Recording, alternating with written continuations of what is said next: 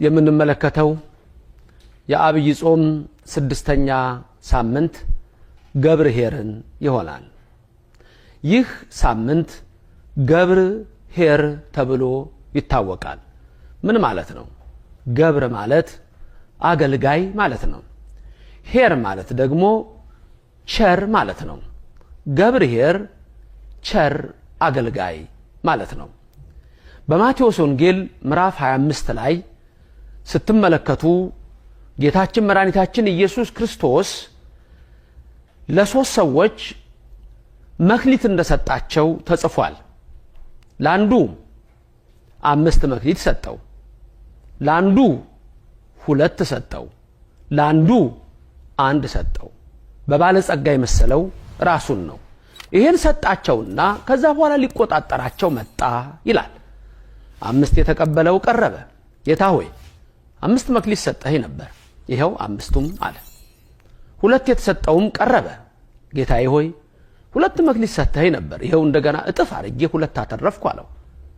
3ኛው 1 የተቀበለው ግን መጣና አንተ ካልዘራህበት የምታጭድ ካልበተንክበት የምትሰበስብ መሆንን ስላወቅኩ ደሞ ቢጠፋብኝ ብዬ ቀብሬ አስቀምጬ ይሄው ይዤ መጥቻለሁ፣ ይሄው መክሊትህ አለ።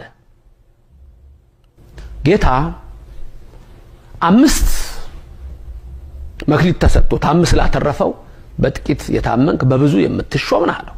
2ም የተሰጠውን እንደዚሁ በጥቂት የታመንክ በብዙ የምትሾም ነህ አለው። 3ኛውን ግን አንተ ክፉ ካልዘራሁበት የምሰበስብ የማጭድ ካልበተንኩበት የምሰበስብ መሆኔን ካወቅ ለምን ያኔ ስሰጥህ አልፈልግም አትልም አለው። መልስ አልነበረውም። ወደ ጨለማ ጣሉት። ይሄን ግን ላለው ጨምሩለት ብሎ ላለው ይጨመርለታል አለ። ከዚህ ትምህርት ምን እንማራለን?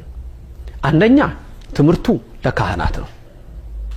ካህናት የቤተ ክርስቲያን አገልጋዮች ከሊቅ እስከ ደቂቅ ያሉ ካህናት ከትንሹ ከአናጉስጥስነት እስከ ላይ ድረስ ያሉ ካህናት የተሰጣቸውን ጸጋ፣ የተሰጣቸውን ክብር፣ የተሰጣቸውን ክህነት እጥፍ እያረጉ ምእመናንን እንዲያበዙ የተሰጠ ጸጋና ክብር ነው።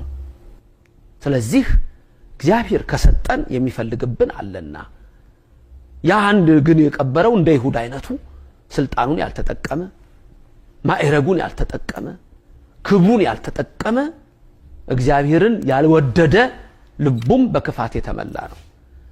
5 የተቀበለውና 2 የተቀበሉትን ገብርኄር ቸር አገልጋዮች ሲል ያኛውን ክፉን ግን ምን አለው? ገብር ሐካይ፣ ይሄ ደግሞ ክፋት የተመላ አለው። ሌላው ምእመናን እግዚአብሔር እንደያቅማቸው ሰጣቸው ይላል መክሊቱን። እንደያቅማችን ደግሞ የተሰጠን ሁላችንም ጸጋ አለ። የተሰጠንን ጸጋ ለሃይማኖታችን ምን አደረግንበት? ምን ሰራንበት? ዛሬ እያንዳንዱ በ80 እና በ40 ቀን የተጠመቀ እና የተጠመቀች የክርስቶስ ልጆች በተሰጣችሁ ሃይማኖት ጸጋ ምን አረጋችሁ? በመክሊታችሁ ምን አረጋችሁ? ዛሬ ብዙዎች እየጠፉ ነው። ከእውነተኛ የቱብነት እየወጡ ነው። ምን አረጋችሁ?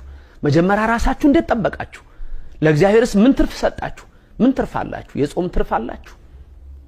የጸሎት ትርፍ አላችሁ? የስግደት ትርፍ አላችሁ? የምጽዋት ትርፍ አላችሁ? እንዲያው እግዚአብሔር የሚፈልገው ይሄንን ነው። እግዚአብሔር የሚፈልገው ይሄንን ክብር ነው። ስለዚህ የተሰጠንን መክሊት ይዘን እግዚአብሔር ከኛ የሚፈልገውን እጥፍ በረከት ሰጠን በቀራንዮ አደባባይ ተጠማሁ ባለ ሰዓት የምንሰጠው መጠጥ ያስፈልጋል። ያም የጽድቅ ሥራ ነው። እንደ አይሁድ ፈሪሳውያን ሐሞት አንሰጠውም። ምንድነው ትርፋችን? ምን አተረፍን? ለዓለም የሚሮጥ ትርፍ አለ። አው ብዙ ክብር በዚች ዓለም ላይ አለ። ሰው ገንዘብ ይሰበስባል። ያ ወርቅ ግን ከመቃብር አያድንም። ያ ገንዘብ ግን ከሞት አይሰውርም። ከሞት የሚሰውር ከመቃብር የሚያወጣ በቀኙ የሚያቆም ግን እግዚአብሔር የሰጠንን ክብር አውቀን በዛ ፍሬ ስናፈራ ነው። ስለዚህ መልካም አገልጋይ መልካም ልጄ ተብለን እንድንጠራ እግዚአብሔር የሰጠንን እንጠብቅ። ይህ 6ኛው ሳምንት ገብርኄር ተብሎ ይጠራል። አዎ አንተ ታማኝ አገልጋይ አንቺ ታማኝ አገልጋይ ተብለን ዳግም ሲመጣ በቀኙ ለመቆም ያብቃል። የተሰጠንን ክብር አንድ አምስቱን መክሊት አምስቱን ኦሪት መጽሐፍ ሌላው ሁለት እንደተሰጠን ብሉይ ኪዳንና አዲስ ኪዳንን እነዚህን አምነን የቅዱሳንን በረከት አምነን በዚህ ጸጋ እንድንኖር እግዚአብሔር ይርዳል። እግዚአብሔር ይባርካችሁ፣ ፊቱን ያብራላችሁ። ሐሞትን ሳይሆን መልካም ፍሬን አፍርተን አምላካችን በቀኙ እንዲያቆመን የሱ ፍቃድ ይሁን።